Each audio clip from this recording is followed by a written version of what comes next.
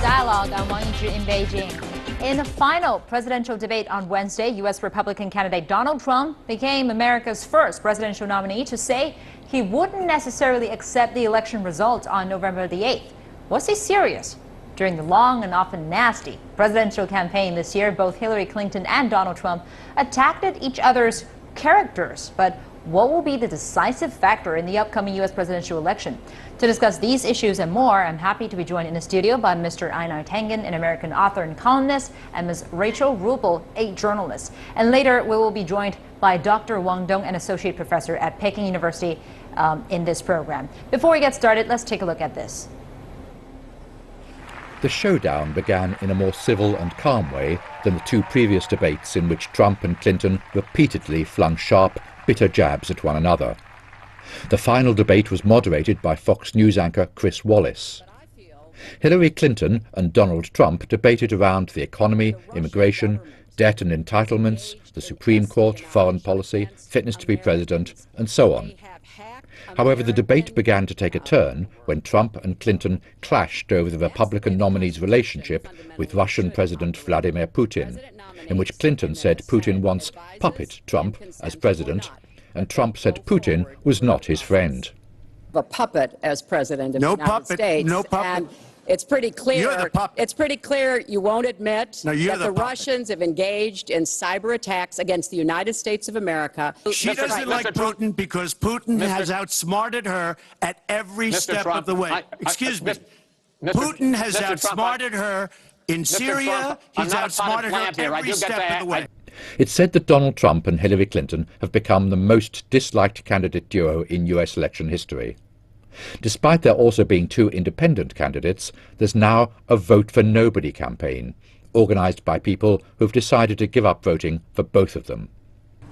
In the meantime, Donald Trump on Wednesday refused to say he would accept the result of the presidential election if he loses to Hillary Clinton, raising the possibility of an extraordinary departure from principles that have underpinned American democracy for more than 2 centuries. After the final debate, a CNN ORC instant poll found 52% of debate watchers viewed Clinton as the winner, compared to 39% who felt the same about Trump. A new edition of the CNN electoral map on Wednesday moved 2 key swing states, Florida and Nevada, to lean Democrat. 2 other states that have voted almost exclusively Republican for decades, Utah and Arizona, are now considered battlegrounds. On November the 8th, the American people will go to the polls to make their final choice.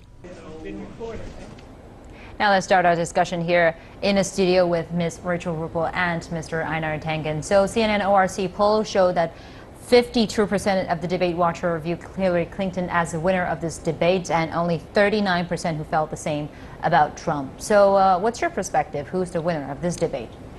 Well, obviously it's Hillary Clinton, and it looks very probable, barring any kind of blockbuster revelation, that she will be the next president of the United States. A lot of people at this point in the contest are looking at the how the president bears themselves. Temperament is very, very important, especially for undecided voters. They haven't made out the issues. Obviously, they don't feel very strongly about them, or they're mixed on them. So at this point, they're really looking who's going to be somebody that I would want to have as president. And I think at this point, Donald Trump has had his day. He might have done well with his core supporters. But they would back him no matter what. So I don't think that he enlarged the tent. I don't think that he appealed to minorities, Hispanics, and African Americans in particular, or women in this particular time. And I think he frightened a lot of people with this ambivalent attitude towards accepting the outcome of the election.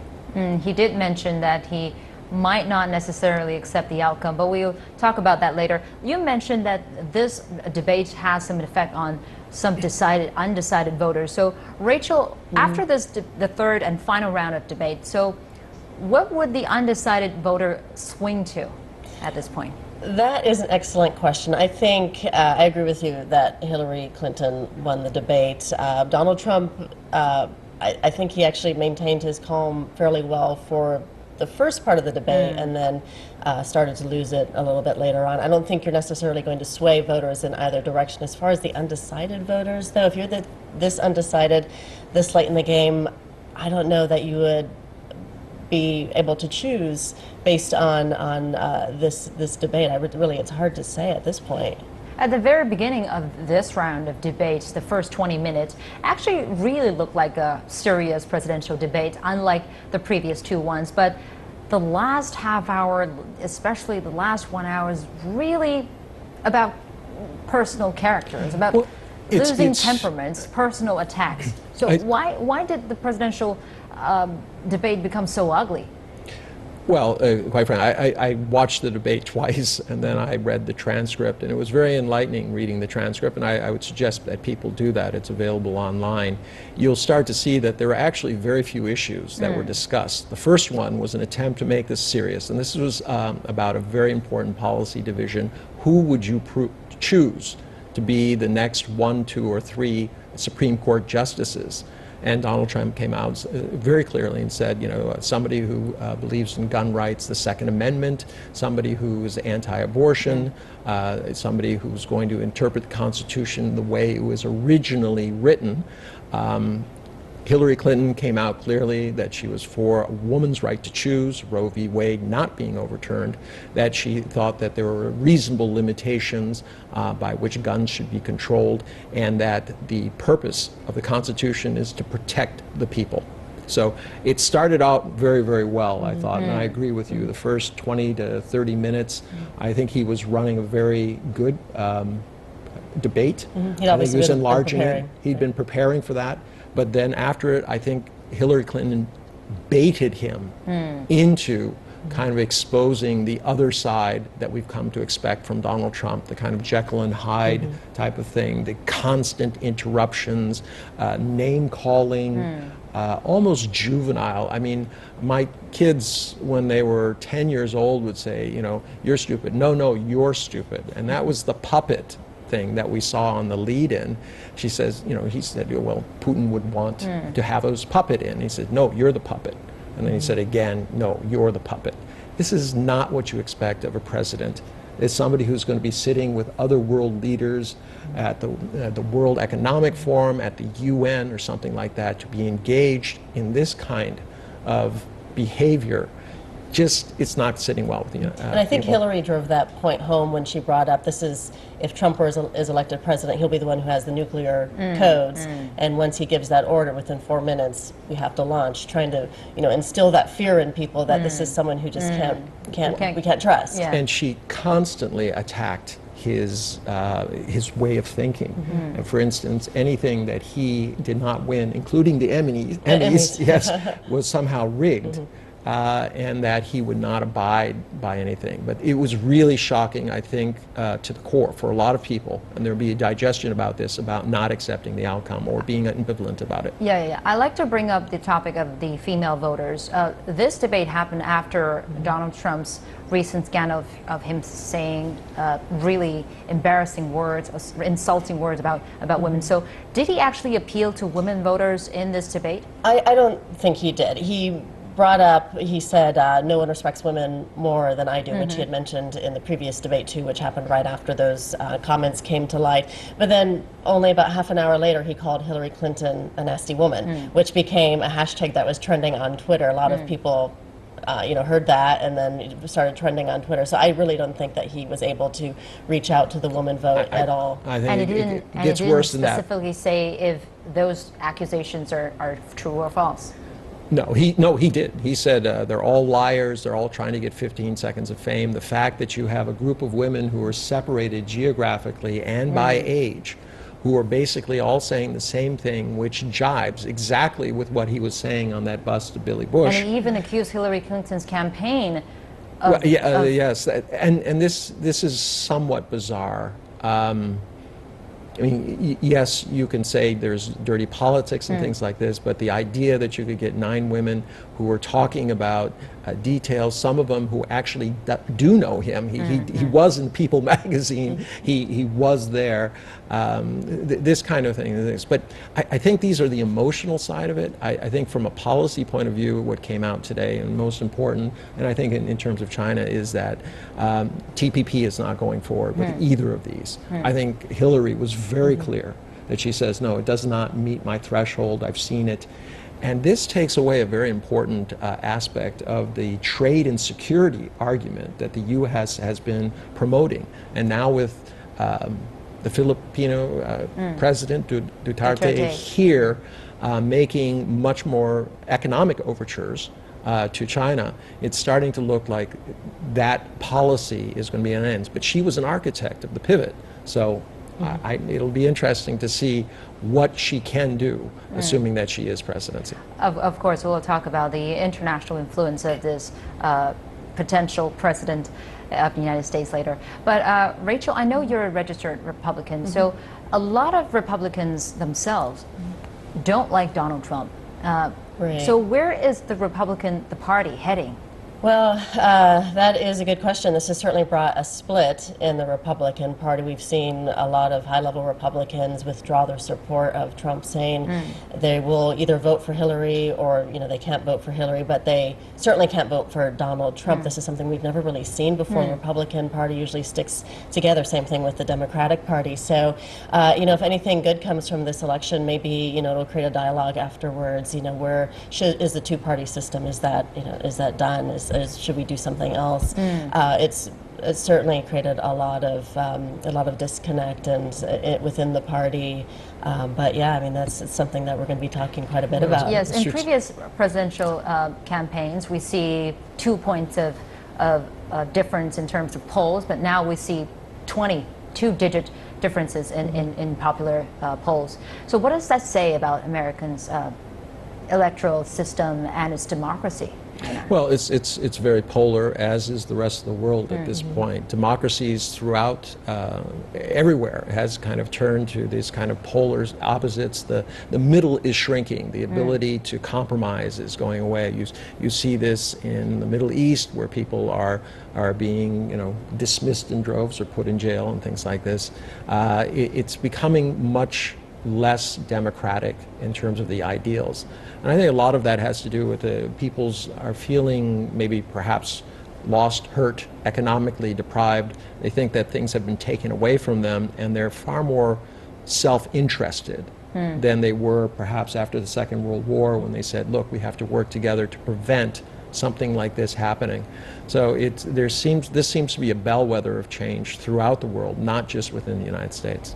We are seeing a slight increase of disgust sentiments towards globalization. We are seeing not only in the United States the populist sentiment there, but also in Europe. But right now, do you think people are getting sensible about this election? The people who support populism, who support protectionism? I don't think so. I think you have very, very polarized groups. You had Bernie Sanders on the far left. You have Trump on the far right. I don't think it's proper to say far right, because he defies any kind of explanation. He wouldn't be what I call a conservative Christian. He does not fall into the small government Republican camp. Traditional Republican values, right? So it's just pure populism. It's demagoguery. His ability to get people to follow him. So what happens after this, I don't think he goes away, and I don't think his movement does either, and it could fracture the Republican Party. Well, he's certainly setting himself up for that with talking about this election is rigged. We're probably not going to hear the last of Donald Trump if he doesn't win. I don't think he can. I mean, with all the times he's said, loser, you're fired, all of this kind of thing, to put himself in a position where he's publicly failed and been humiliated, I don't think is palatable to him, which is why I think he's kind of hanging on to this kind of out of saying, look, it was all rigged, I never had a chance. He's used this line before, as Hillary pointed out numerous times. So it's probable that this is just more of a face-saving thing. But it's clear that I think he's going to look for an economic opportunity to come out of this. I think his traditional business of selling high-end luxury to wealthy people around the world as a brand. Made of Chinese steel. Well, there's nothing wrong with that. I mean, the reason he bought it is because it's less expensive. But the issue is for him is where does he go after this? Does he start to try to mobilize his base and continue fracturing the Republican Party? It's hard to know, and I think a lot of people are going to be looking at that after this election. All right, now let's take a short break. Of course, a lot of people, including some foreign countries, are also closely watching this presidential debate to see what kind of influence might the next U.S. president will have on their country. We'll talk about that later after this break. Welcome back to Dialogue. Well, before this break, Ms. Rachel Rupo joined us for the conversation, and the analyst here, we appreciated her. And now let's welcome Mr. Wang Dong, Associate Professor from Peking University, joining us our discussion here. And of course, Mr. Einar Tangen, a columnist and author. So we were talking about some of the ugliness in this time's presidential debate, and let's talk about the international influence there. Of course, China bashing is a typical campaign strategy in, I would say, almost every presidential elections in the U.S. But what would it really mean for China if Hillary Clinton or Donald Trump is elected this time? Einar, let me start with you. Yeah, Donald Trump is an unknown. Everybody feels that way. It's just impossible. I mean, even the Russian RT was saying that many senior officials are a little bit concerned because they may not like Hillary, but she's predictable. They know where she comes from. In terms of China, I think the same is true. She has been very, she said in her speech, she has been a champion of human rights and women's issues, continues to go that. But she was one of the main architects, along with Obama, of this pivot to Asia. She was very in favor of it. But with the financial part of it, the TPP, which she has just publicly disavowed, very difficult for her to go back on that. It's kind of like there's only half a wheel left.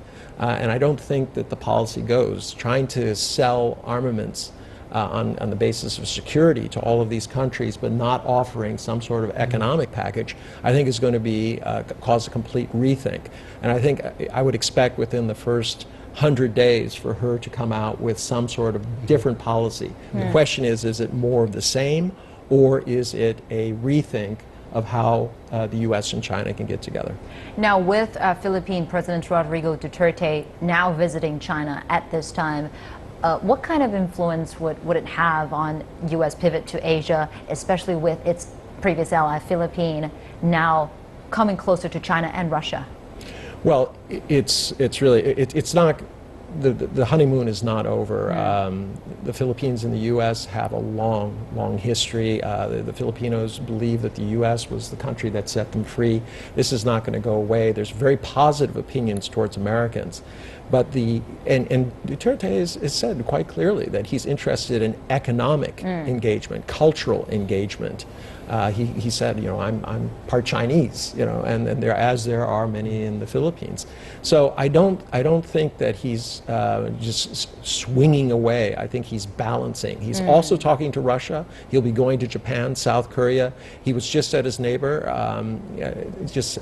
down south before he came here. I think he's making the rounds and trying to signal that the Philippines will have an independent foreign policy that puts the Philippines' interests first. And he's already gotten something from that in terms of the fishing rights. Filipino fishermen will be free to fish in the areas in the disputed waters without being bothered. So I think those kinds of things are what he's looking for. The economic aid packages come from the U.S. are very large and been traditionally very strong, but it has not been enough to change the Philippines into what he wants it to be. A very simple question, Professor Wang Dong. Who would be better for China, Donald Trump or Hillary Clinton? Oh, that's a very interesting question. If we look at the public opinion here in China, it's actually quite interesting. I think, in fact, I think many Chinese people actually they tend to prefer Donald Trump.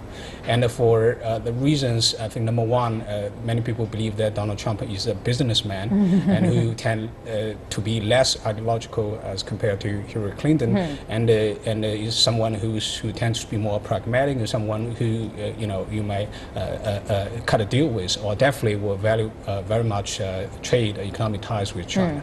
And on the Hillary Clinton side, I think many people tend to sort of perceive her being very ideology-driven, or pushing for promoting a foreign policy which is based on ideology, which might be true or not true, but that's the perception a lot of people have here.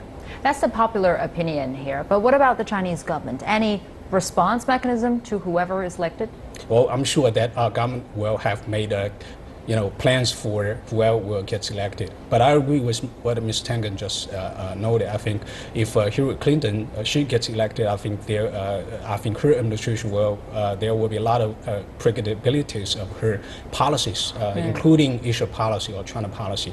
And many, I think, analysts also tend to agree that her China policy will tend to be a sort of more tougher or more aggressive as compared to Obama's policy, and for reasons of including China's rising power and everything, that I think also predictable. But for Donald Trump, yes, a lot of people might have some excitement about those uncertainties that he might bring, but toward which direction, I think honestly, I think we never know. A lot of things he has said during the campaign trails may not just come through, I think, if he were elected president of the United States. Another key word apart from China is, of course, Russia. The two candidates have accused each other of Russia's puppet. So what's Russia's role? What's Russia's influence in this?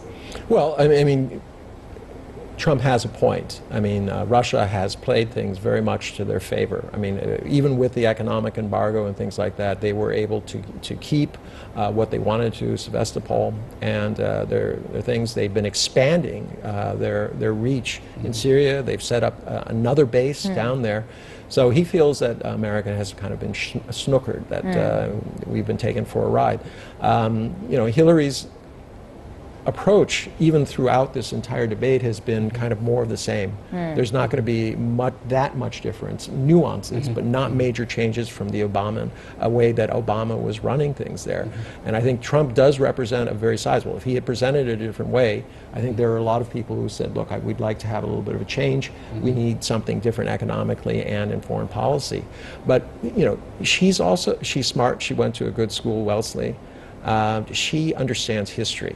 And one thing that you can understand is you cannot have Russia and China both acting against you and expect that you're going to make headway in a multipolar world. So I do think that at some point she has to rethink it. She cannot take on Putin and China at the same time. But Donald Trump, he once said that actually in the fight against ISIL, U.S. and Russia can somehow find a way to work together. That's not his exact word, but they can somehow fight the same enemy. So does that mean Putin is a little bit pro-Russia than Hillary Clinton?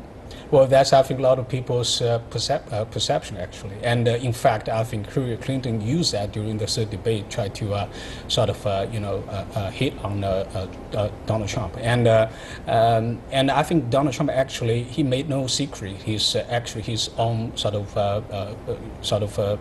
preferences of President Putin, I think, or the Russian as a whole. I think that's actually what actually drives a lot of, I think, American, including the Republican establishment, those foreign policy elites, worry. And now with 3 weeks to go until November the 8th election date, anything possible, anything dramatic that may change the current situation, the current public opinion about these two candidates? I think the main thing that you'll see is there's this concern that everyone gets disgusted. You have these third-party candidates that are polling higher. I mean, they're not going to get elected, but they're polling higher than they have in any time in recent history. And it's creating this idea that people just say, I'm disgusted with both. Right now, it is swung that there's a lot of feeling against Donald Trump, but if there are more revelations, obviously WikiLeaks has been playing a very big role in this. Russia is suspected behind it by 17 of the U.S.'s security groups who've looked at it. Donald Trump doesn't believe it, but if there are more revelations, damaging tapes, audio, things like this could seize the imagination. I don't think it makes people run towards Trump, but it might make them stay home or vote for an alternative candidate, in which case I think his side thinks that they could possibly pull it off because they have a very, very hardcore support. Professor Wang Dong, I already asked this question on the first half of this program. What does it say about the U.S. presidential election system and the democracy in the States? Well, I think this election, a lot of people actually take this as a example of how the American political system, the so-called American democracy, the kind of problem it has run into. And I think leading sort of thinkers, scholars, strategists within United States and elsewhere have actually been sort of pondering over this question for some time.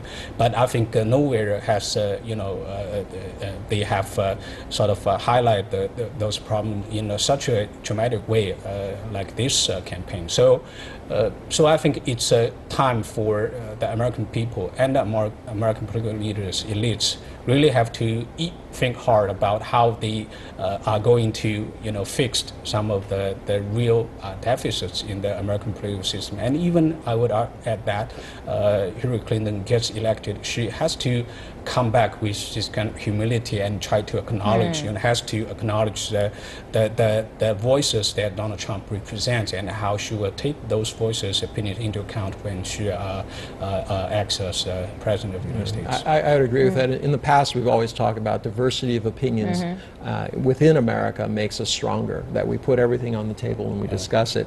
But in this particular instance, I think it's an embarrassment. You see people who are deeply flawed. Hillary Clinton and these 33,000 emails, a lot of the things that have been disclosed about discussions, pay for play and things like this will have wounded her.